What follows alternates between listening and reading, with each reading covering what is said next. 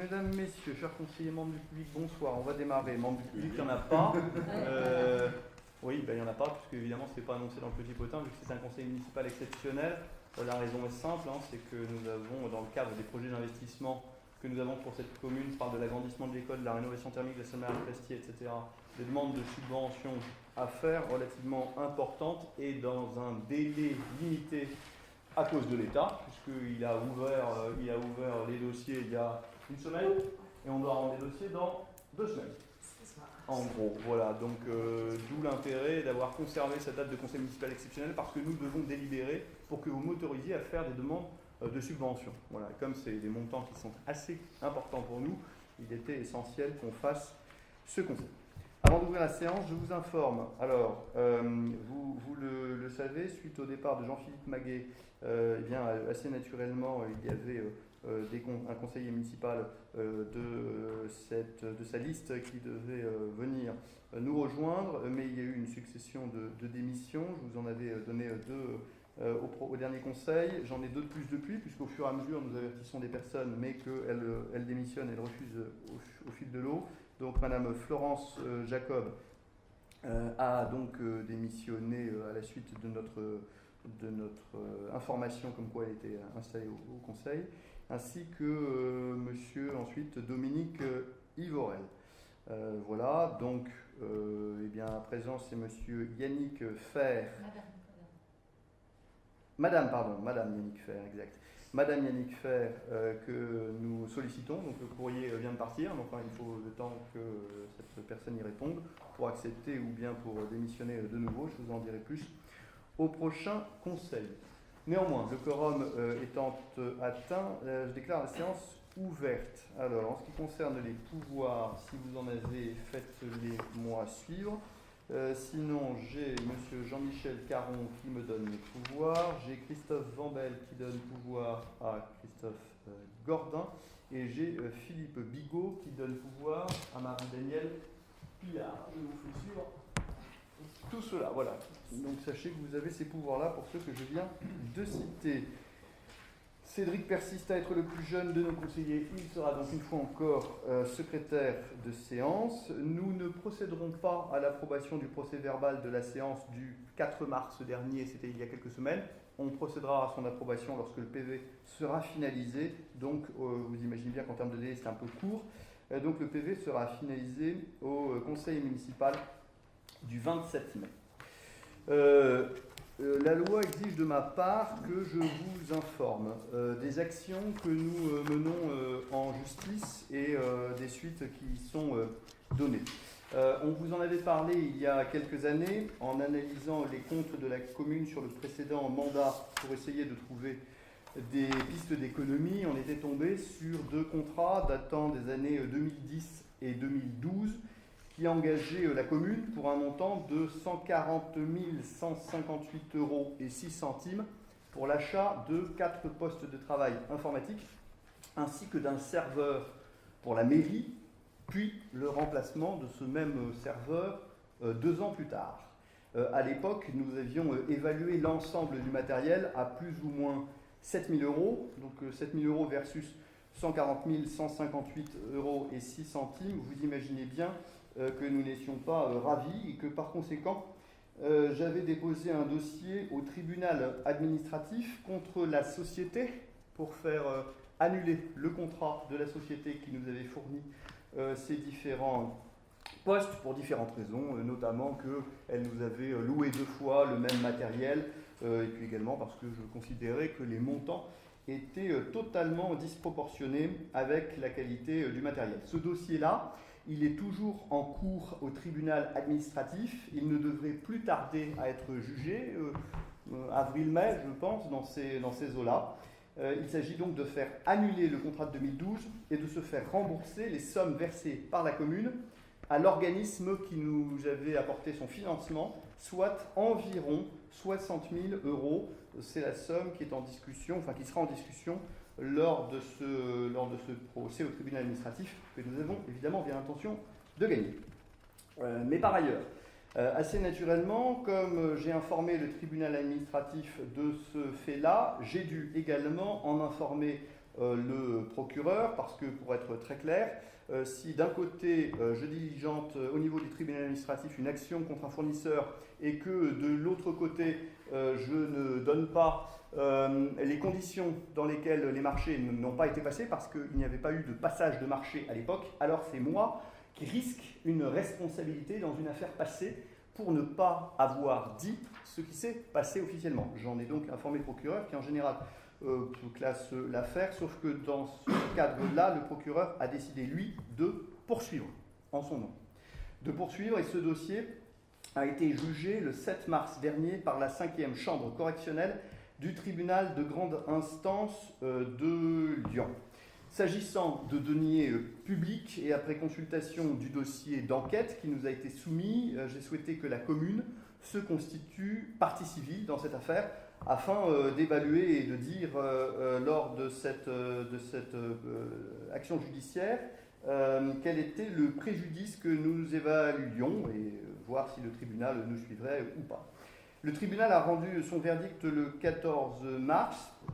Il a condamné les prévenus au nombre de 2 à un certain nombre de peines sur lesquelles je ne souhaite pas nécessairement m'étendre. Mais si jamais vous souhaitez en savoir plus, ce sera à vous rendre auprès du tribunal de grande instance. Je n'ai pas d'obligation de vous donner ces peines. J'ai par contre obligation, et celle-là donc je la respecte, de vous dire que ces peines qui ont eu lieu ont permis, le tribunal a jugé qu'elles avaient procuré un avantage injustifié aux 2 sociétés qui ont vendu ce matériel à la commune sans mise en concurrence et que dans le verdict, le tribunal a attribué à la commune des dommages et intérêts pour un montant de 101 365 € ainsi que 800 € au titre de l'article 475-1 du Code de procédure pénale au titre des frais de justice. Voilà, donc je vous demande de me donner quitus de ce que je viens de vous énoncer. J'ai rempli en cela les obligations qui étaient les miennes et personnellement je ne souhaite pas aller plus loin. Vous pouvez toujours essayer de me poser des questions, mais si ça touche les peines, je suis libre de ne pas vous répondre et de vous renvoyer vers le tribunal, ce que je préfère très clairement faire. Et l'IGI de Lyon ? Oui. Tout à fait. Pas de questions, pas de remarques spécialement. Alors, les prévenus en question peuvent encore déposer recours. Ils ont jusqu'à aujourd'hui, tout à l'heure, pour le faire. Je n'ai pas ouï dire qu'il y avait eu de recours qui ait été déposé, mais bon, notre avocat nous en informera davantage demain. Si aucun recours n'a été déposé, je ne parlerai plus, en ce qui me concerne, de cette affaire. Voilà pour ça. Si vous voulez bien, on va passer maintenant à la suite de notre ordre du jour. Alors, la première demande de subvention qui nous a permis de vous réunir aujourd'hui pour votre plus grand bonheur, c'est une demande de subvention au titre de cette année dans le cadre de la dotation d'équipement des territoires ruraux, la DETR. Considérant l'augmentation constante des effectifs scolaires, périscolaires et extrascolaires, vous connaissez les chiffres, ils ont été remis dans l'enveloppe que vous avez dû recevoir chez vous. On constate donc une hausse forte de la fréquentation en très peu de temps, en 2 ans, plus de 25% d'enfants. Nous considérons donc qu'il est nécessaire d'améliorer les conditions d'accueil des enfants et déjà au moins sur une opération qui est celle de la création d'un nouveau pôle de restauration au sein du groupe scolaire. Voilà, c'est un projet qu'on vous a un peu déjà décrit. C'est, j'allais dire, cette dernière année et demie, puisqu'on avait monté tout un groupe de travail. Ce projet s'inscrit aujourd'hui dans la liste de ce qu'on appelle les opérations nationales prioritaires, au titre de plusieurs critères. C'est un projet qui concerne les écoles, c'est un projet de mise aux normes de bâtiments répondant aux nouvelles normes environnementales. C'est un projet qui va nous obliger à mettre un ascenseur en place. Donc, il répond également à des normes en matière d'accessibilité aux personnes à mobilité réduite.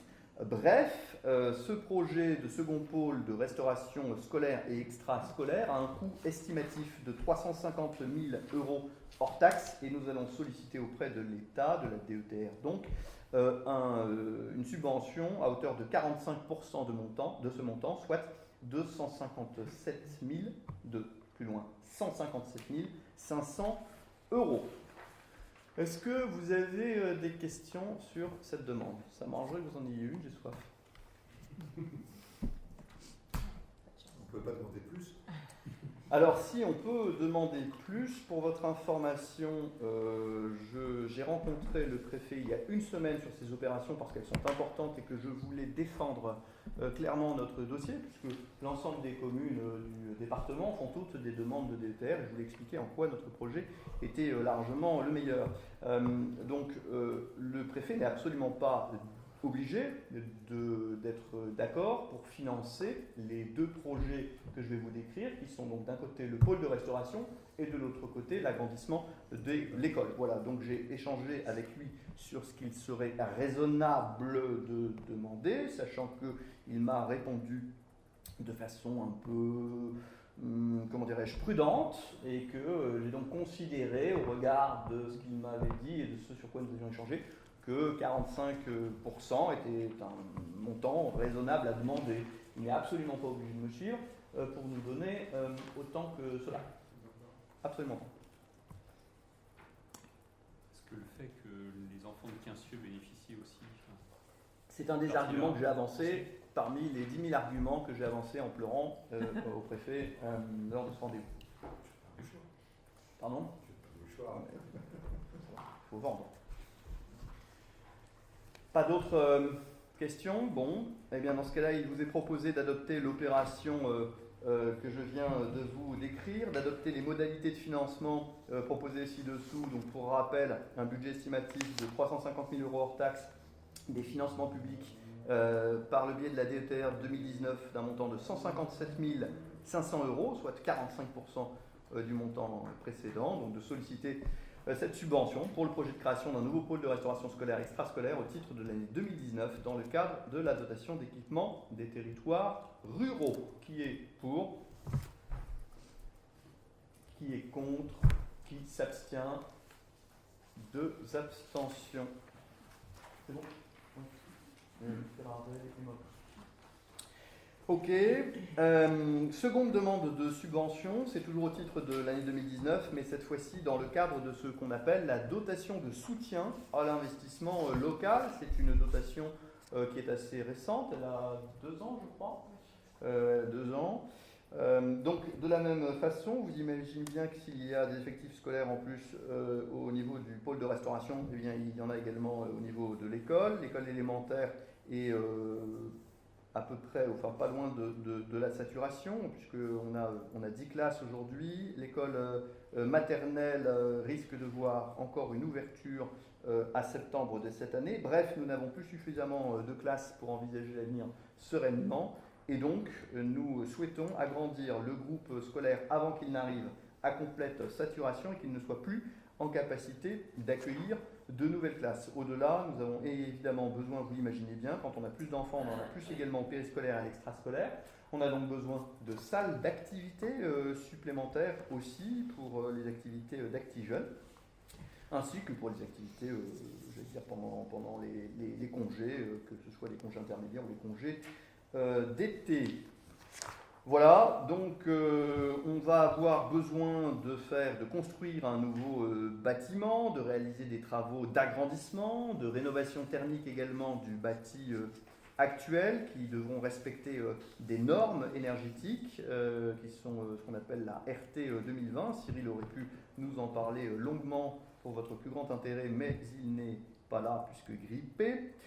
La dotation de soutien à l'investissement public local est une dotation qui a pour objectif de soutenir l'investissement des collectivités territoriales, donc nous, et de l'orienter vers les grandes priorités nationales en matière d'équipement des territoires, et en l'occurrence dans les critères que l'État a choisis pour accorder ce type de dotation. Il y a, je cite, création, transformation et rénovation des bâtiments scolaires, donc sur le papier nous sommes dedans, et également en sa qualité de projet de rénovation thermique, transition énergétique et développement des énergies renouvelables. Voilà, donc là pour le coût estimatif de ce projet d'agrandissement et de rénovation des écoles maternelles et élémentaires est de 850 000 euros hors taxes et les financements publics que nous demandons sont à hauteur de 65% de ce montant, soit 467 500 euros. Est-ce que vous avez des questions? Des questions non, mais une petite remarque. Allez-y. Alors je lis dans votre descriptif. Zone devenue constructible au nouveau flux. Il me semble que le flux n'a pas encore été voté à la métropole. Où est-ce que vous lisez donc ça? Deuxième paragraphe. C'est exact. Oui, tout à fait. Mais nous sommes dans un paragraphe qui concerne les prévisions de développement démographique de la population. Nous sommes donc en anticipation de ce qui va se passer. Le nouveau flux sera valable normalement à partir du vote de la métropole de Lyon qui devrait arriver en juin de cette année. Pardon? Il me semblait que c'était en mai. En juin. Enfin, entre mai et juin normalement. Et ne tient pas compte d'éventuels recours. Il peut y avoir des recours. Non, bien sûr. Maintenant, quand bien même il y aurait des recours, là on est en train de penser à un projet à 10 ans. Hein. Oui, Donc, je comprends bien, mais si le flux subit des recours par toutes les communes qui en font partie, ça invalide le projet qu'on peut faire, enfin, ça le retarde, tout au moins. Écoutez, alors là, pour le coup, il me manque un deuxième adjoint qui est Christophe Vambel, parce qu'il y a quand même eu un certain nombre d'enquêtes. Il y a eu une enquête publique sur Oui, le commissaire enquêteur a rendu son avis en janvier. ce sujet, qui a un avis qui est positif, Oui. même si il y a un certain nombre de petites informations qui sont données dedans, mais on peut estimer malgré tout, quand bien même ce ne serait pas en juin, quand bien même il y aurait des recours, quand bien même certains seraient acceptés, d'autres refusés, à un moment donné il y aura vote de ce nouveau plan local de l'urbanisme et de l'habitat, et on a rarement vu un PLUH qui serait encore bloqué pour les 2-3 ans qui viennent. En 2000. Pardon? Il est arrivé dans les années 2000. Il a été fortement retardé. Alors je ne sais pas ce que vous avez fait fortement. Ben, Un an, 2 ans, 3 ans? Oui, c'était plus en année qu'en mois. D'accord, mais là, je le répète, on envisage de toute façon un projet à 10 ans. Donc, quand bien même le PLUH serait finalement valable à horizon 2 ans, à horizon 3 ans, peu importe, j'allais dire à un moment donné, la démographie de Saint-Germain s'accroît, quand bien même il n'y a pas de nouvelles zones qui seraient ouvertes, le haut du village continue à se densifier, et vous voyez bien qu'aujourd'hui, les classes qui s'ouvrent, ce sont des classes qui s'ouvrent alors même que nous n'avons pas de nouvelles zones. Si on parle de la 10e et de la 6e classe, vous envisagez des travaux pour une école qui va monter à 20 classes? Oui, à peu près, oui, 4 classes supplémentaires, c'est ça, tout à fait. Mais vous savez, si on ouvre la 6e classe en maternelle, on fait sauter une bibliothèque. Déjà. Donc, Ce ne sont que des remarques. Hein. Bien sûr, j'entends bien, mais je fais également cette remarque-là aujourd'hui. Hein, la 6e classe de maternelle va faire fermer la bibliothèque de maternelle. Alors c'est pas très très grave parce qu'on a également une bibliothèque en élémentaire, donc j'ai toujours dit qu'on essayait de la constituer de telle sorte qu'elle puisse accueillir la future maternelle, donc on a des solutions, mais il n'empêche qu'on ne les a pas non plus à un terme très lointain. Il y a quand même un impact pour le préscolaire. On est en limite de saturation. Non seulement pas de bibliothèque, mais c'était quand même ça. Aujourd'hui c'est déjà serré, oui. Il suffirait pour le goûter des maternelles, et il n'y aura plus cette salle disponible. Tout à fait, également. Pour la rentrée. Qui sert également pour les activités périscolaires, je te remercie effectivement de le préciser. Est-ce que vous avez d'autres remarques ou questions? Non. Alors, dans ce cas, il est proposé au conseil municipal d'adopter l'opération telle que je vous l'ai décrite, c'est-à-dire un projet d'agrandissement et de rénovation des écoles maternelles et élémentaires, d'adopter les modalités de financement proposées, c'est-à-dire pour un coût estimatif de 850 000 euros, demander des financements publics via la dotation de solidarité pour l'investissement local 2019 pour un montant de 467 500 euros, c'est-à-dire 65% de la somme précédente, et donc de solliciter ces subventions pour ce projet au titre de l'année 2019, qui est pour, qui est contre, qui s'abstient, 2 abstentions, Madame Ferrardel et Monsieur Malron. Pardon? C'est une subvention globale, on la verse d'un coup. Lorsqu'elle est... Par palier. Non, elle est versée au fur et à mesure que les dépenses se font. Ça. Par exemple, parce qu'on peut s'être trompé dans le budget que nous avons annoncé. Imaginons que finalement on fabrique, non pas pour 850 000, mais pour 650 000. Il est bien évident que l'État ne versera pas la totalité de la subvention. Hein. Il ne la verse que sur facture, ce qui est assez logique. Par ailleurs, je le répète, hein, on fait des demandes d'un certain montant, mais ensuite l'État peut très bien en accorder une sur deux, la moitié d'une, les deux, mais moins, enfin bref. Tout est possible. Donc naturellement, on va compléter ces dossiers qui vont être transmis à la préfecture, auxquels je demanderai un courrier une nouvelle fois assez étayé, parce que ce sont des financements qui pour nous sont très importants. Troisième demande de subvention qui est soumise à votre approbation, toujours au titre de l'année 2019, mais cette fois-ci dans ce qu'on appelle la dotation générale de décentralisation. Vous le savez, l'année dernière, nous avons déjà demandé cette dotation. C'était pour pouvoir élargir les horaires de la bibliothèque de Saint-Germain et puis également organiser des animations. Voilà, ça a donné lieu notamment au fait que nous avons ouvert depuis déjà 2 dimanches la bibliothèque avec un certain succès, je dois dire. J'espère que ça se prolongera dans le temps et que ce n'était pas uniquement pour le goûter et l'animation qu'on avait offert la première fois. Mais en tout cas, voilà à quoi sert ce type de dotation générale. En l'occurrence, nous souhaitons cette année demander un petit complément. Pourquoi ? Parce que pour continuer la transition numérique dans laquelle nous sommes déjà engagés depuis quelque temps, il est envisagé que nous nous équipions de supports informatiques et grâce à ceci que nous développions de nouveaux services. Donc il y a plusieurs choses que nous envisageons. Un poste informatique qui serait destiné au personnel communal de la bibliothèque et aux bénévoles, avec l'achat d'un nouveau logiciel et puis l'extension des horaires d'ouverture. On a davantage de travail à faire sur informatique. Par ailleurs, on considère que l'intégration du numérique dans les bibliothèques ne pourra se réaliser si nous ne dotons pas nos agents d'outils en nombre suffisant, adaptés et performants. Je rappelle qu'il y a à la bibliothèque un ordinateur qui est mis à disposition du public dès aujourd'hui pour aller sur Internet ou bien tout simplement pour prendre un cours d'informatique quand cela est nécessaire. Bref, on a un certain nombre de choses qu'on fait. Par ailleurs, on souhaite acquérir un chariot de tablettes numériques qui est destiné pour le coup à tous les usagers. Alors les usagers des écoles bien sûr, parce que les enfants sont visés très spécifiquement par les tablettes numériques aujourd'hui, mais au-delà, on souhaite que les seniors, pourquoi pas, puissent venir et utiliser ce type de tablette en commune. Et c'est également le cas pour, pourquoi pas, des personnes qui seraient à la recherche d'un emploi et qui pourraient ne pas être équipées chez elles de ce type d'outils qui se développent vitesse grand V. Donc on souhaite pouvoir s'équiper de tablettes numériques. On souhaite également acquérir un émetteur Wi-Fi pour proposer une connexion web qualitative. Je ne sais même pas de quoi je parle, mais Olivier, l'émetteur en question serait plutôt du côté des bibliothèques. Pas au courant. Bon, je crois que c'était ça qui était envisagé, ok. Ça me semble pas cher, mais cela dit, on peut trouver à ce prix-là. Alors on rajoutera ça, mais je suppose que quelqu'un m'a donné un devis pour que je mette 50 balles. Mais bon, on ne va pas discuter de ça pendant trop longtemps. Et puis on a également le souhait de mettre en place des actions de médiation pour accompagner l'ouverture de l'accès à des ressources numériques. Alors ce qu'on appelle la médiation, c'est tout simplement notre ami Arthur, qui est monsieur usage informatique dans cette commune et qui déjà auprès des habitants rend pas mal de services. Et bien, il va simplement poursuivre et accentuer l'effort. Alors il se trouve que pour cela nous avons une dotation qui existe, qui s'appelle la dotation générale de décentralisation pour les bibliothèques municipales et les bibliothèques départementales de prêt. Il est donc proposé de faire une demande pour les différents matériels que je viens de vous citer, chariot, ordinateur, émetteur Wi-Fi, pour un total de 6 850 €, en sachant qu'au mieux, nous obtiendrons 30% de cette somme, donc 2000 et quelques euros, mais c'est toujours ça si on peut avoir cette petite aide. Est-ce que vous avez un deuxième des questions? ordinateur?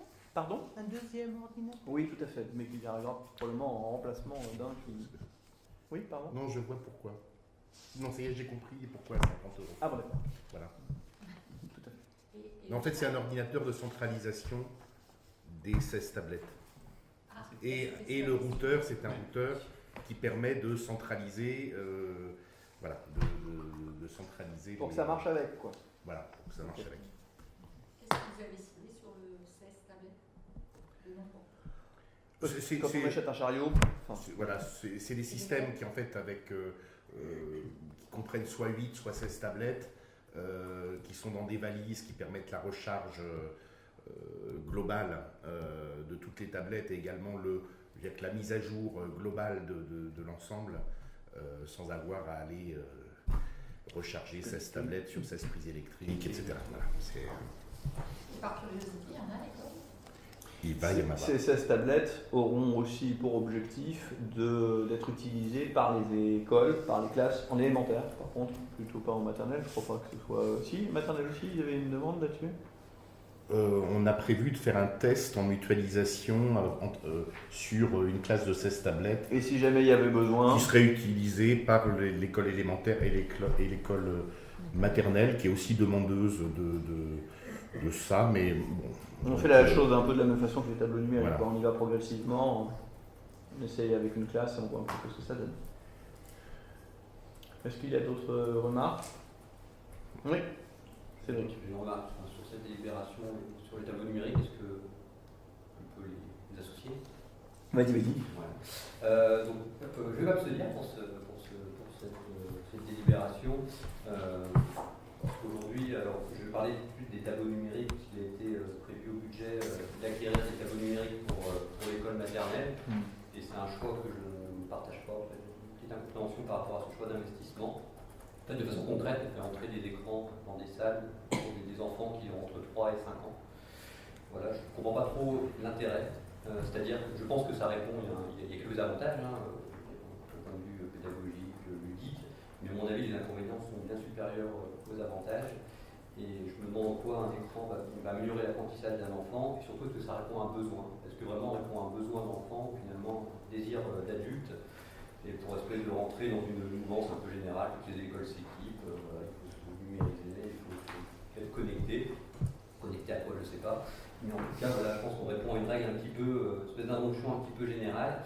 Et voilà, j'ai vraiment des doutes par rapport à ça. Et ça veut dire qu'en plus, un tableau numérique, ça correspond aussi à la présence d'un ordinateur pour l'instituteur. Donc, ça veut dire que concrètement, l'instituteur a un ordinateur dans la salle de classe pour des maternelles. Alors, il peut y avoir un effet effectivement pédagogique justement par rapport à l'usage de ces écrans. Justement, les instituteurs utilisent un cadre bien précis sur les règles d'utilisation et ça peut avoir du sens, tout à fait.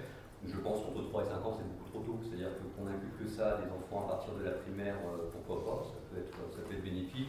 Mais est-ce qu'on ne peut pas tout simplement laisser des enfants de 3 à 5 ans tranquilles, loin de tout écran, et puis leur apprendre ça un petit peu plus tard. Voilà, je ne suis pas sûr que ce soit vraiment du progrès en fait, pour moi. Et je pense que la commune a peut-être d'autres investissements à faire. Il y a eu beaucoup d'investissements faits pour l'école cette année avec la cantine et le CES. Et puis donc bien sûr l'investissement, c'est pas la même échelle, mais sur l'extension.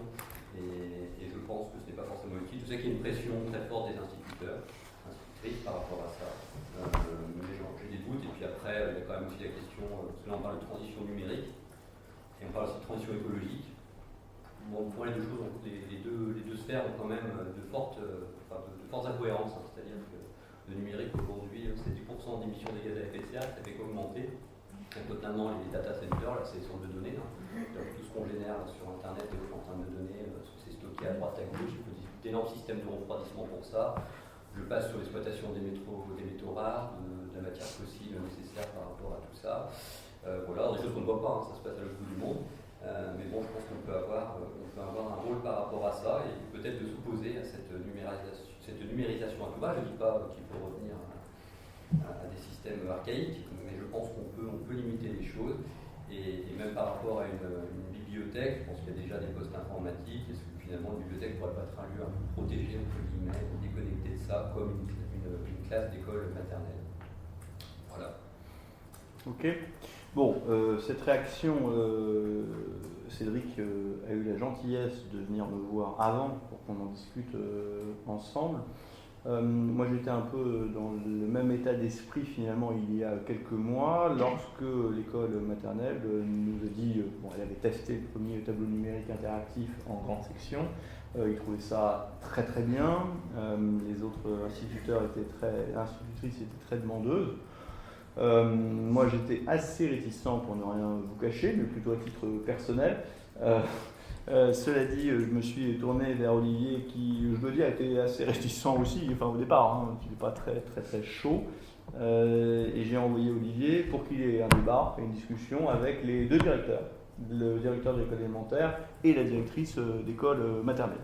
Et c'est finalement Olivier qui est revenu me voir en me disant qu'au regard de ce qu'il lui avait dit, de la façon dont il comptait utiliser ces matériels, ça lui semblait pas idiot d'équiper l'école maternelle. Maintenant, alors d'abord, je dissocie moi quand même deux choses, hein, c'est cette délibération-là, et puis celle qu'on a prise effectivement et à laquelle tu pouvais réagir lors du dernier conseil municipal. Voter un budget, c'est pas consommer l'argent.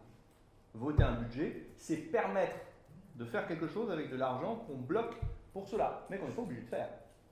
Donc, moi, ce que je te propose, c'est de revenir, je le répète, vers la directrice d'école maternelle, puis faire ta propre enquête. Et puis qu'on se revoit derrière, puis que tu redonnes une opinion, qui sera peut-être la même, qui sera peut-être différente, mais bref, qu'on en discute, quoi. Parce que Olivier s'est exprimé suite à cet échange. Je pense qu'il faut aussi que tu nous donnes, après tout, ton propre regard, même que tu nous en parles, pourquoi pas, lors du prochain conseil municipal. Et puis on verra ce qu'on fera, d'accord? Mais vas-y, parce qu'il ne s'agit pas juste de dire oui, bon, ben, je ne voterai pas de cette délib-là et je m'abstiens. Moi, je t'encourage, on ne va pas les acheter demain, les tableaux numériques. Donc, va sur place, va regarder, prends tes renseignements, et puis on en reparle et on regarde ce qu'il est bon de faire. Olivier, je te sens avec une certaine envie de réagir. Non, en fait, je voudrais juste préciser qu'il ne s'agit pas d'investir dans un outil d'apprentissage numérique pour les enfants de maternelle, mais dans un outil dans un outil de travail pour les enseignants.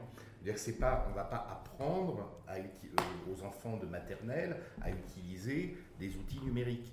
Ce n'est pas le cas. Qu'un tableau numérique interactif, c'est l'interactivité est utilisée par l'enseignant. Que les élèves de maternelle vont peut-être toucher 3 fois le tableau, mais ce n'est pas le but. Le but de l'interactivité dans ce cas, c'est que l'enseignant puisse présenter les choses d'une manière différente. Les choses ont évolué. On a eu la craie, on a eu les dictées où on collait les lettres les unes après les autres. Depuis quelques années, il y a eu les rodéoteuses, ensuite il y a eu les photocopieuses et les enseignantes qui passent leur matinée à découper des papiers pour montrer aux enfants ce que c'est qu'une vache. Maintenant, ils pourront leur montrer une vache qui marche d'une manière différente. C'est pas, le principe n'est pas de leur apprendre à utiliser un ordinateur. Si on parle des TBI. Pardon ? Si on parle des TBI, les tablettes, c'est autre chose. Alors voilà, en ce qui concerne les tablettes, c'est autre chose. Les tablettes, c'est plutôt pour une utilisation, le principe qui a été retenu, en tout cas sur lequel les enseignants sont unanimes, le principe, c'est de remplacer la salle informatique. La salle informatique qui là, est... C'est un usage individuel. Voilà, on est, à mon sens, que l'utilisation de la salle informatique, actuellement, il n'y a que les enfants de maternelle qui l'utilisent. L'utilisation de la salle informatique par les enfants de maternelle, c'est un non-sens, à mon sens. Parce que je vois ce qu'ils y font, qu'ils tapent sur un clavier, et les claviers, ça n'existera plus dans 3 ans. Ils cherchent des lettres sur un clavier, alors que, en fait, le but ça n'a plus de... Ça n'a plus vraiment sens. Maintenant, que les lettres, on a un apprentissage beaucoup plus facile sur une tablette pour ce genre de choses. Beaucoup plus intuitif, etc. Et ils n'auront jamais besoin, les enfants d'aujourd'hui n'auront jamais besoin, dans leur avenir, d'utiliser un clavier. Ils vont de plus en plus utiliser de partout les tablettes. Bon, enfin voilà les arguments que tu entends de la part d'Olivier, mais enfin le mieux c'est que tu te fasses ta propre opinion en rencontrant toi-même les interlocuteurs. Mais vas-y, je t'en prie. Bien sûr. La première des choses, c'est par rapport à la présence du tableau dans les salles, donc effectivement situer un espèce de contexte d'utilisation. Moi je m'en garde sur une fois qu'un tableau est dans une salle, comment on contrôle réellement l'usage fait par un instituteur, une institutrice. Deuxièmement, on a peur qu'il y ait une ambiguïté sur l'utilisation des tablettes, puisque je crois que la question a été posée, mais est-ce que c'est destiné aux maternelles? Et finalement la réponse n'était pas très claire. Voilà, donc ça veut dire que... Pour les tablettes. Non, le chariot tablette, ce qu'on a dit, c'est qu'aujourd'hui ce serait pour l'élémentaire et qu'on allait déjà voir comment ça fonctionnait du côté de l'élémentaire avant que d'envisager un achat pour d'autres. Oui. Voilà, alors après... Il y a déjà un début d'ambiguïté en disant, on ne dit pas, non, les tablettes c'est pas pour les maternelles, vous voyez, on franchit. C'est-à-dire que très sincèrement, on n'y a pas réfléchi. Hein, et on n'a pas prévu dans le budget d'acheter un chariot tablette pour les maternelles. Très bien, comme ça permet. Mais un seul chariot tablette, si tu veux, ça ne fera pas élémentaire et la maternelle, ça c'est pas possible. Déjà, 10 classes sur un seul chariot. Le troisième point, c'est que par rapport à l'utilisation du tactile, rassurez-vous, je pense que toutes les familles, les enfants sont sensibilisés à ça et je pense l'utilisent à outrance et bien trop jeunes. Le quatrième point, c'est que par rapport à l'utilisation de supports, on va dire, audiovisuels, on dispose d'une salle, la salle Georges Brassens, qui est équipée pour ça et qui en plus ça permet d'avoir la démarche, les enfants sortent de la salle de classe, et on peut effectivement voir des dessins d'animaux, voir la semaine dernière il y avait des courts-métrages. Voilà, il y a une salle, et enfin, la suggestion que je fais, c'est que par rapport à ces outils-là, est-ce qu'ils ne devraient pas être à l'extérieur des salles? Je ne suis pas contre l'idée du chariot, des tablettes, voilà, pour s'adapter à une salle informatique qui aujourd'hui n'a plus forcément d'utilité, mais de dire, là je parle même pour les élémentaires, est-ce que les élémentaires ne devraient pas finalement sortir, c'est-à-dire que les salles de classe soient une espèce d'endroit non numérisé, et on vient effectivement à l'extérieur, dans une autre salle, pour utiliser ces outils et vraiment montrer une démarcation, et non pas que les tablettes viennent à l'intérieur des salles de classe. Ça, c'est ma suggestion.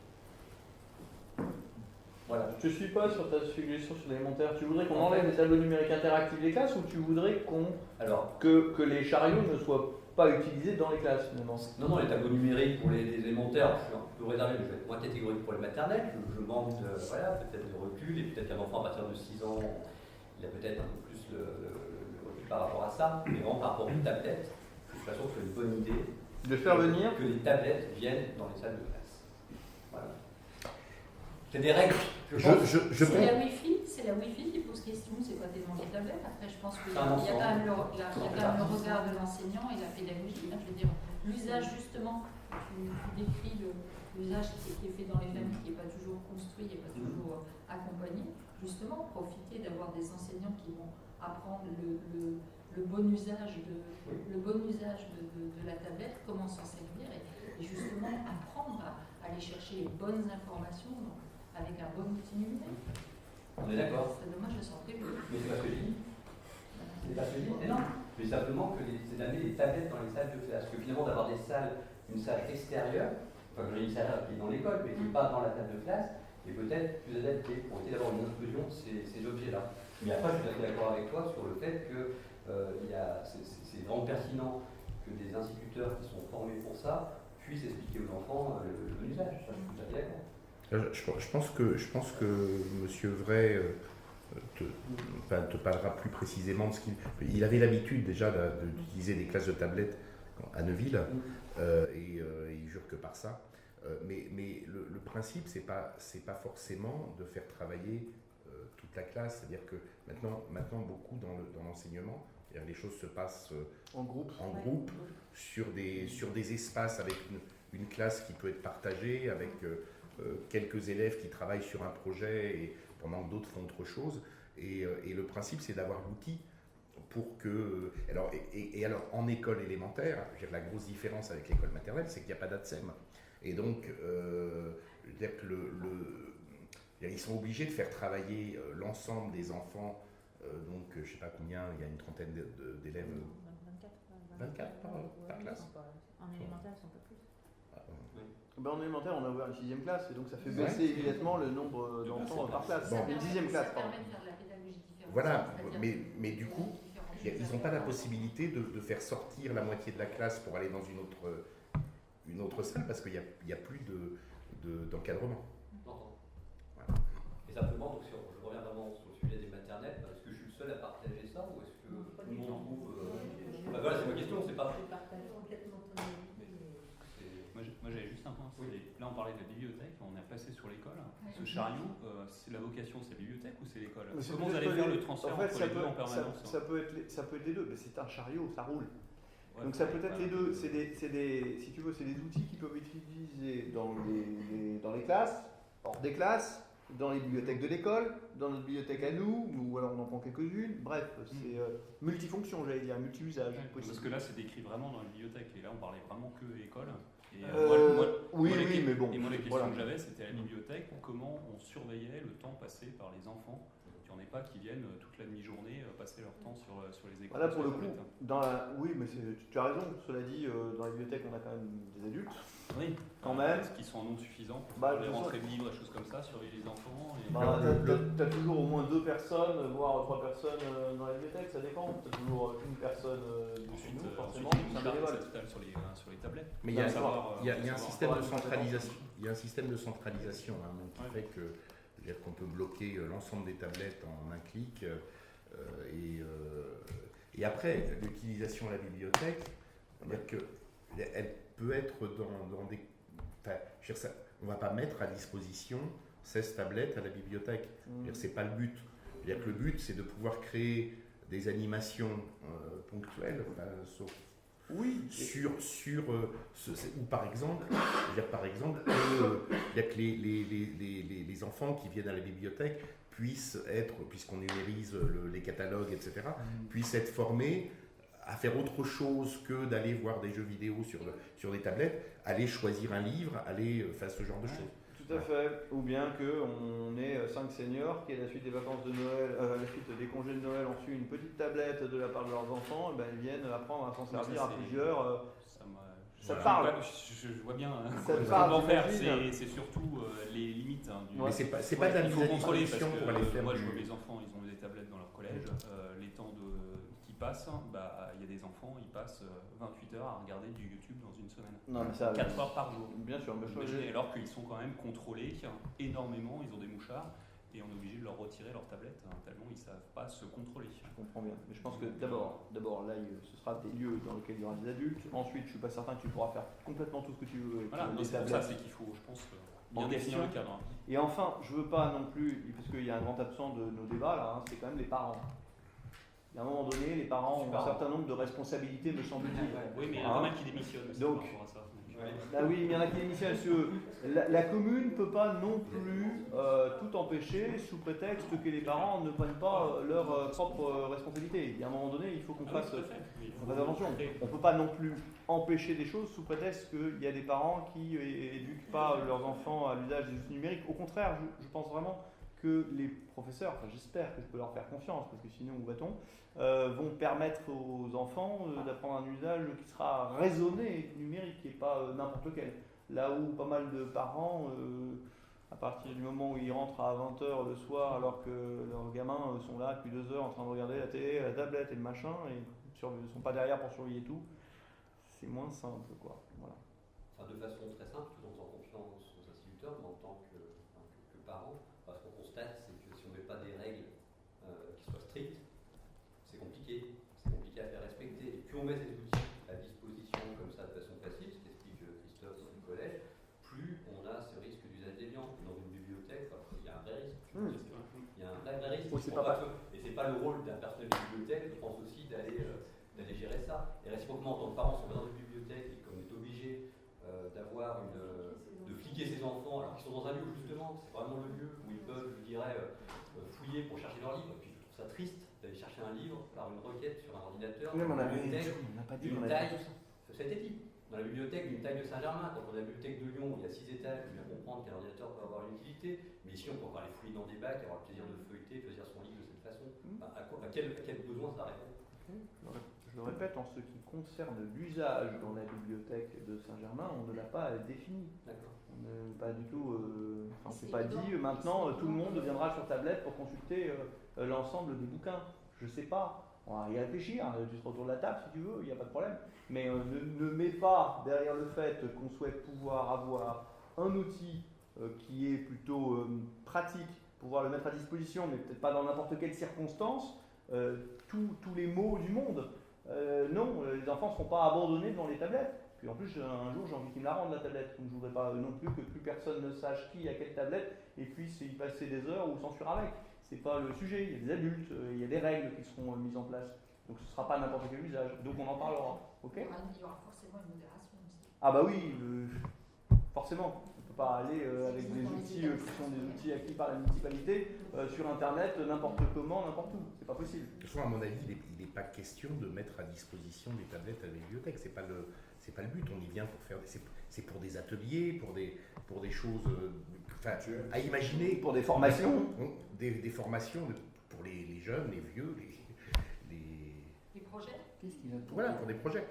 Et par contre, pour l'école, là, il faudra que tu demandes au directeur de l'école élémentaire comment il voit le truc, quoi, et qu'est-ce qu'il a l'intention de mettre derrière, parce que lui pourra te parler de ce qu'il a déjà vécu, pour le coup. Et donc, j'imagine qu'il a des idées assez précises sur le sujet. Eh bien, quel débat! Bon, on va passer au vote, puis chacun votera dans son âme et conscience. Là, il ne s'agit donc absolument pas des tableaux numériques, je le répète, hein, c'est une demande de subvention au titre de l'année 2019 dans le cadre de la dotation générale de décentralisation pour des opérations dites d'informatisation et création de services numériques aux usagers. Hein, c'est pas moi qui ai choisi le titre pour l'achat d'un chariot de tablette numérique, un ordinateur, un émetteur Wi-Fi pour un total de 6 850 €, sur lequel nous aurons 30% maximum de subventionnement qui est favorable. Il va falloir que je compte. Levez haut les mains, s'il vous plaît. 1, 2, 3, 4, 5, 6, 7, 8, 9 voix. Qui est contre? Ok. Alors, Marie-Christine Dubost, Cédric Drevet, Hélène Partageau. Est-ce que le total fait le bon nombre ou est-ce qu'il y a une abstention? Une abstention, Sylvia Nomelli, ça fait 13. Et Christophe Gordin. Et Christophe Vambel. 3 abstentions. Donc 3 abstentions. Vous avez tout? Ah non, Ne mélange pas les pinceaux, déjà j'ai du mal. Allez, c'est tout bon.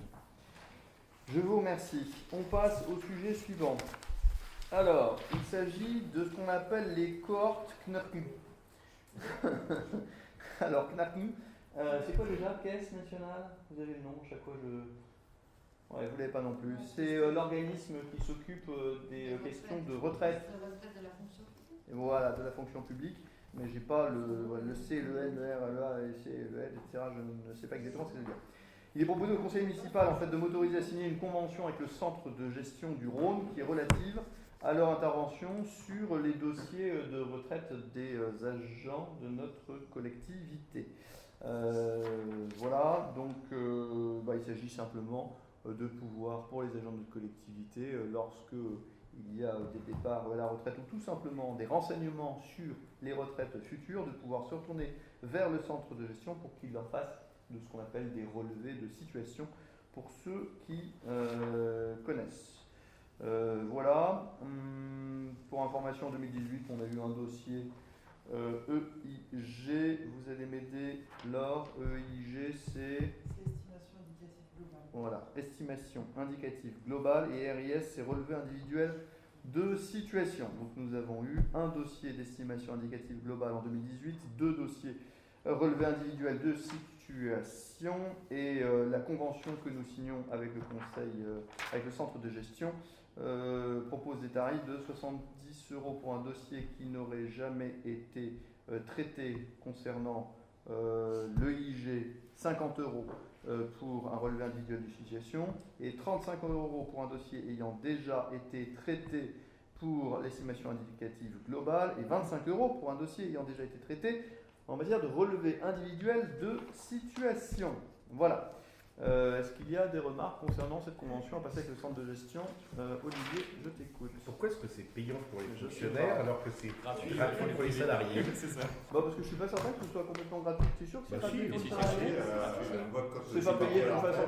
Non, on se connecte sur le compte retraite et on... Et tu regardes. Moi qui étais fonctionnaire, c'était gratuit. Et puis tu reçois ça. Peut-être qu'à l'époque ça l'était, maintenant que c'est un service de centre de gestion, C'est je ne sais gratuit pas. pour les agents, hein, c'est nous qui payons. Donc là, Oui. peut-être que d'une manière ou Oui, mais pour moi, dans la vie, rien n'est gratuit. Hein. Donc, lorsque je regardais mes relevés de situation, forcément, il y a quelqu'un qui devait payer le boulot de celui qui me fournit du carnet. Forcément. Alors, c'est peut-être les employeurs les privés, cotisations, c'est oui, peut-être mais un petit bout d'une cotisation quelque part, mais j'ai rarement vu des choses gratuites. Voilà, je ne peux pas répondre autrement à ta question. En tout cas, voilà les tarifs du centre de gestion. Tout bon? D'autres questions? Non. Alors, pour signer cette convention avec le centre de gestion, qui est pour? Unanimité. Je vous remercie. On n'interrompt pas la séance parce que de toute façon, il n'y a pas de public. Encore quelques points d'information, je la donnerai à la fin. On démarre par des subventions, parce que tant qu'à vous réunir, autant que ce ne soit pas juste pour les subventions que nous demandons, mais également les subventions qu'on nous demande. Il est proposé au conseil municipal d'accorder le versement d'un certain nombre de subventions, là au nombre de 5. On va démarrer par musique et culture. C'est Blandine qui nous en parle. Oui, ça va changer des sigles imprononçables, donc une bassine, DETR, des îles, voilà. Et en plus, il n'est pas question non plus de numérique et autres, donc ravi de présenter donc, cette subvention pour notre école de musique. Juste un petit point rapide. 120 adhérents, 105 Saint-Germinois, participation très active à la vie de la commune, j'allais dire. Il y a plus de 5 animations, concerts des chorales, concerts des groupes, fête de Saint-Germain, fête de la musique, les commémorations aussi. Et un grand merci vraiment à tous ceux qui s'investissent dans musique et culture, parce que par exemple, tu as évoqué l'ouverture de la bibliothèque il y a 2 dimanches. Ils étaient là. Exactement, et un peu toujours au pied levé, mais toujours présent avec de la grande qualité. Donc merci à eux, et vraiment ils font vivre notre commune. Que vous dire d'autre? Qu'il y a un beau panel d'activités, j'allais dire, proposées. Il y a des instruments évidemment. Bassin découverte, éveil musical, les groupes qui sont de plus en plus nombreux et qui animent aussi très bien notre commune, chorale adulte, enfants et batucada percussion. Voilà, pour un bref descriptif, vous les connaissez évidemment. En ce qui concerne donc, la demande de subvention, cette année elle est de 10 000 €, l'année passée elle était de 12 400 €. Sans rentrer dans les détails, en fait, on peut dire que Musique et Culture est très bien gérée. Ils avaient anticipé que cette année, il n'y allait pas avoir, j'allais dire, de demande de cofinancement. À chaque fois, on joue un peu sur 2 tableaux avec la métropole et même sur 3 tableaux, parfois avec un mécénat. Donc l'année dernière, ils avaient anticipé tout ça, ce qui fait que cette année, ils peuvent nous demander moins. Les tarifs ont un peu augmenté, mais il y a toujours 10% de subvention automatique pour tous les adhérents Saint-Germinois. Et après, selon naturellement le coefficient familial, il y a 6 tarifs. Le quotient familial, il y a 6 tarifs qui sont adaptés. Et là, c'est les CCAS qui aident. Voilà. S'il y a des questions. Y en a-t-il? Non, je suis en train de réfléchir parce que tu dis que le CCAS aide. Non, maintenant c'est la commune qui aide exclusivement, je crois. Pour les tarifs aussi? Oui, pour l'ensemble. C'est ce qu'on avait fait parce que la métropole de Lyon conditionnait le montant de la subvention qu'ils accordaient à musique et culture en fonction de ce que la commune accordait en direct et non pas par le biais du CCAS. Oui, donc on avait dit, attendez, on passe tout en commune, soit que la métropole de Lyon abonde de bonne façon. Voilà, donc au début effectivement du mandat c'était comme tu dis, mais maintenant c'est la commune exclusivement. Voilà, est-ce que vous avez des questions sur cette demande de subvention de musique et culture? Non, alors ce que je vous propose c'est d'accorder le versement d'une subvention de 10 000 € pour musique et culture pour l'année 2019 qui est favorable. Eh bien c'est unanimité, je vous remercie. On passe à présent à subvention à Léo Lagrange pour la fin du contrat qui s'achève au 1er juillet 2019. C'est Valérie qui nous en parle. Donc pour l'année 2018, nous avons versé 109 729 €. Et pour cette année, donc, nous avons seulement 6 mois à verser. Donc nous proposons donc une subvention de 45 298,98 € jusqu'à la fin du contrat, étant donné que nous sommes en train de refaire la DSP pour les 5 prochaines années pour la crèche. Elle arrive encore Non, elle le sera au mois de mai. Le 27 mai. Le 27 mai. Et en ce qui concerne cette subvention, pour ceux qui me demanderont pourquoi ça ne colle pas à la moitié, 6 mois sur 12, c'est simplement parce que lors des 6 premiers mois de la subvention, c'était plus que la moitié pour les 6 premiers mois. Ok. Est-ce que vous avez des questions? Oui, Olivier. Oui, est-ce qu'on a une idée du montant qui sera reversé à la commune par Léo Lagrange en fin de contrat? Non. Puisqu'on. C'est pas fini. Oui, mais on a eu. Est-ce que les taux de remplissage ont été conséquents ou pas? Je sais pas. On n'a pas encore le bilan 2018. Ah, on n'a pas encore le rapport d'activité 2018. Le seul qu'on ait eu, puisqu'on en a eu besoin pour faire la nouvelle DSP et cahier des charges, c'est le rapport d'activité 2017. Ils sont en train de faire celui de 2018, donc autant dire qu'on n'a pas encore les chiffres, donc on ne peut pas répondre à ta question, pas à ce stade. Mais on a bien ça en tête. Est-ce que vous avez d'autres questions? Pas spécialement, donc je vous propose de passer au vote concernant le versement de la subvention de 45 298,98 € pour la fin du contrat qui nous lie à Léo Lagrange jusqu'au 1er juillet 2019. Qui est pour? C'est unanimité. Merci beaucoup. On continue avec toi Valérie pour le rameau d'or. Oui, donc pour le rameau d'or, la subvention totale demandée donc, par le rameau d'or pour les 5 communes est de 30 141 €. Donc c'est divisé pour les communes d'Albigny, Curis, Polémieux, Saint-Romain et Saint-Germain. Et pour notre commune, la participation demandée est de 9 515 € pour cette année, alors que l'année dernière, nous avions une demande de 9 828 €. C'est peu ou prou stable. Voilà. C'est peu ou prou stable.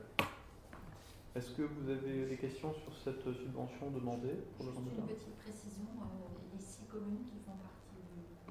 Oui, Albigny, Curis, Polémieux, Saint-Romain et donc Saint-Germain. On est sur 5 communes. Il n'y en a que 5. Ouais. Curis, Polémieux, Saint-Germain, Saint-Romain et Albigny. D'autres questions? Vous voulez le montant par commune? Non. C'est pour nous le plus. Oui, c'est nous le plus.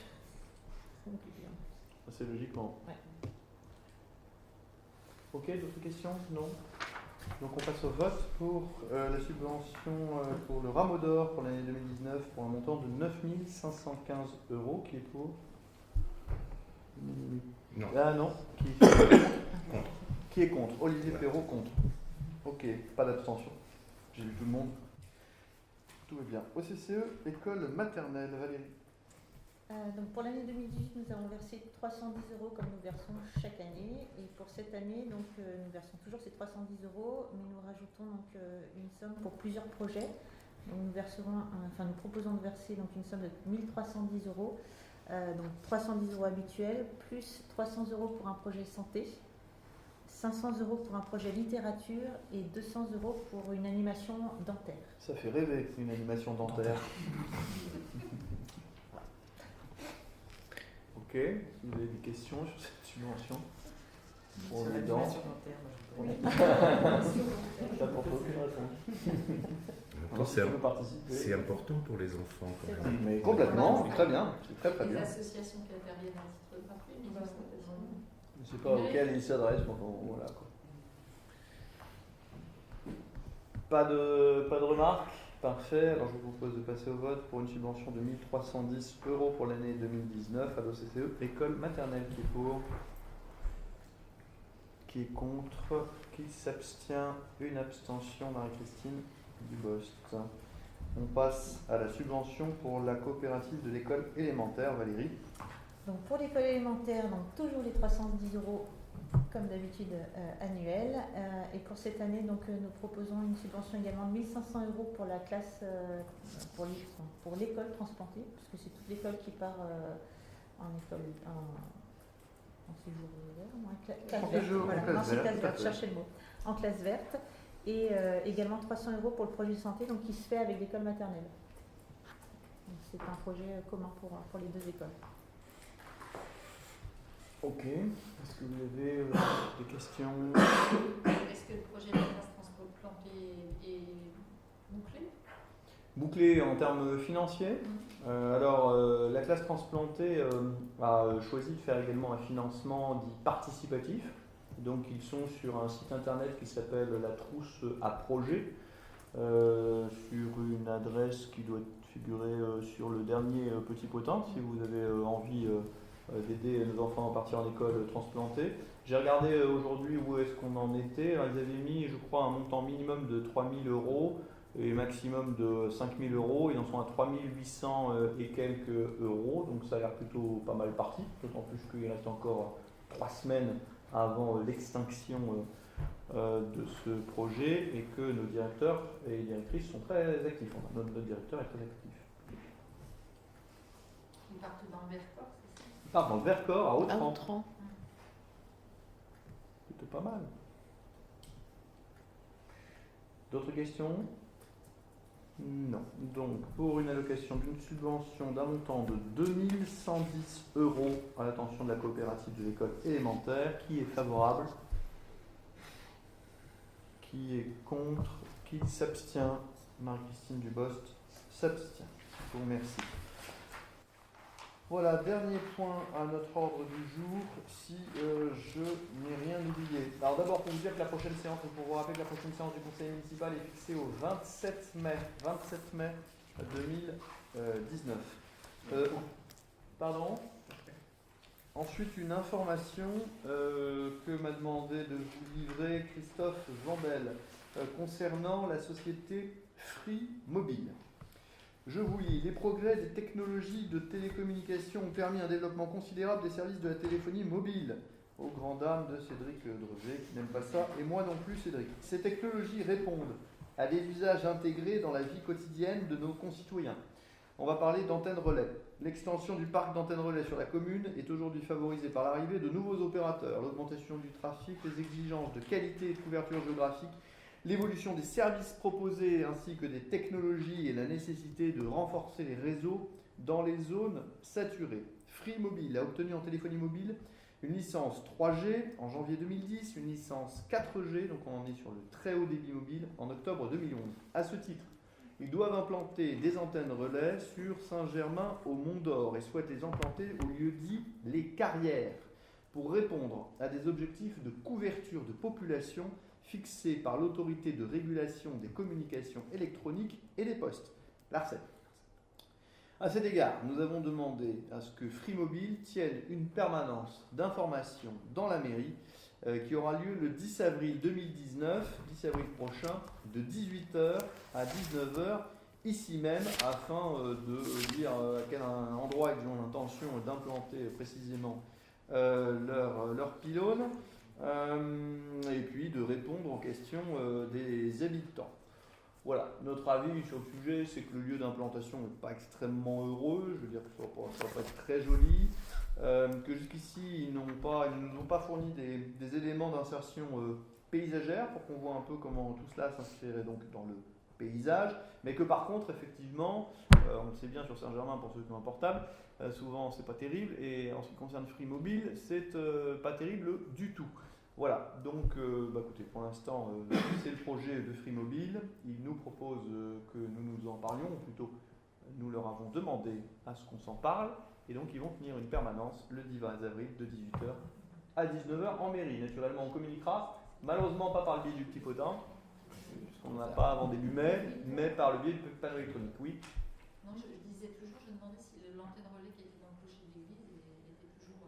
Il n'y en a pas qu'une, il y en a deux, et en l'occurrence c'est parce qu'il y en a deux qu'il n'y a plus de place, et donc on ne peut pas avoir une troisième à cet endroit-là. Mais c'est vrai que le choix du lieu n'est pas très heureux. Non, pas extraordinaire, ils sont adressés à un propriétaire privé au niveau des carrières.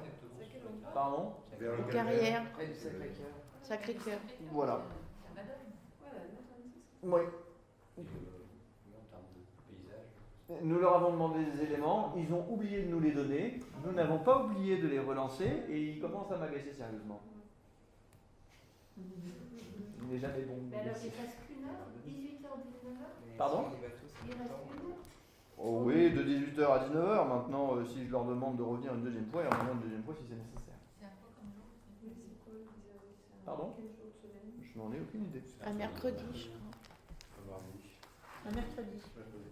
Lundi, mardi, l'autre dit mercredi. Non, La réponse mercredi. est mercredi. Mercredi 10 avril, 18-19. Je suis pas certain qu'il foule, mais vraiment, on verra. En tout cas, n'hésitez pas vous-même à venir pour poser toutes les questions. Puis je vous dis, on l'affichera sur le panneau électronique. On mettra peut-être ce petit papier aussi au niveau des commerces. Enfin bref, on fera savoir, parce que comme c'est nous qui avons demandé, c'est bien pour que vous puissiez vous manifester les uns les autres, et puis qu'on voit ça. Mais évidemment, on est toujours un peu tiraillé. D'un côté, c'est vrai qu'on capte pas grand-chose chez nous. De l'autre côté, le lieu d'implantation n'est pas super heureux. Mais bon, t'en vas chez toi? Ah non, moi ça Ah non, passe pas, ne je suis pas. très tranquille comme ça. Surtout, je veux pas avoir mieux. Dans le jardin de Cédric, peut-être? Mais il y a une, ça veut dire, il y a un pouvoir de décision de la mairie? Il y a un pouvoir de décision, oui, qui est un pouvoir, j'allais dire, urbanistique. C'est pour ça qu'on leur demande de nous livrer des éléments en matière d'insertion paysagère. Donc oui. Au moins sur le lieu. Donc il y aura une Oui, délibération. au moins sur le lieu. Parce que sinon, on peut pas. Mais à un moment donné, si tu veux, si c'est pas là, il va y avoir un autre propriétaire privé qui sera ailleurs, où ça s'insérera en matière de paysage correctement et où potentiellement on n'aura pas nécessairement notre mot à dire.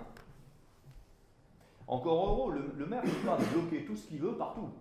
Il faut que ça respecte la réglementation. Mais sinon, le maire, c'est pas un dictateur. À partir du moment où ça respecte la réglementation, où ça s'insère dans le paysage, où c'est correct, où j'ai pas d'argument valable pour dire non, c'est chez un privé. C'est pas dans le clocher. Parce que plus de place. Donc, voilà. Il faut arriver à composer. Oui. Oui, moi je dirais que on parle beaucoup de pouvoir d'achat actuellement. Je veux dire que la concurrence au niveau téléphonie, je veux dire la possibilité d'avoir accès à l'ensemble des offres partout, dans tous les territoires, même dans les territoires reculés des monts d'or, c'est important parce que... Non, mais c'est important parce que je veux dire, si les gens commençaient comme moi, par exemple, moi je change de forfait mobile tous les ans à peu près. C'est-à-dire, à chaque Noël, je regarde les offres et je change. Je veux dire, cette année, je suis passé chez Bouygues. L'année prochaine, je ne sais pas où je serai. Mais je veux dire, si on veut avoir la possibilité de faire jouer la concurrence, il faut qu'on ait un accès. C'est vrai qu'ici, Free, c'est à éliminer. Aujourd'hui. J'ai quitté Free pour aller alors chez qu'ils ont Bouygues des offres assez parce concurrentielles. que Bouygues était moins cher. Je serais peut-être resté chez Free si Free avait été moins cher que Bouygues, mais l'année prochaine, la question se reposera, surtout s'ils ont une antenne qui marche. Et c'est une antenne voire commune, j'y connais rien du tout. Ça dépend en fait dans le...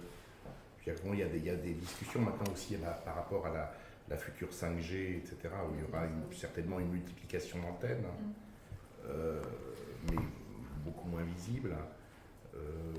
Non, c'est pas une antenne par commune, mais c'est vrai qu'ici on est mal... Oui, en soi. Non, on a dit ça ici. Ça serait sympa qu'on ait la radio aussi à Saint-Germain. Oui, À la radio. Parce que ça manque. À cause de la base. Si on pouvait leur demander d'avoir une antenne radio avec. Bien dit, putain. Enfin, bien dit, ça. Par la demande. Voilà, il n'y a pas de délibération là-dessus, c'était simplement une information. Et donc, écoutez, si on n'a plus rien à dire, je crois que c'est bon. On clôt la séance ? Merci de votre présence à un conseil municipal un peu exceptionnel, désolé, mais vous avez compris pourquoi.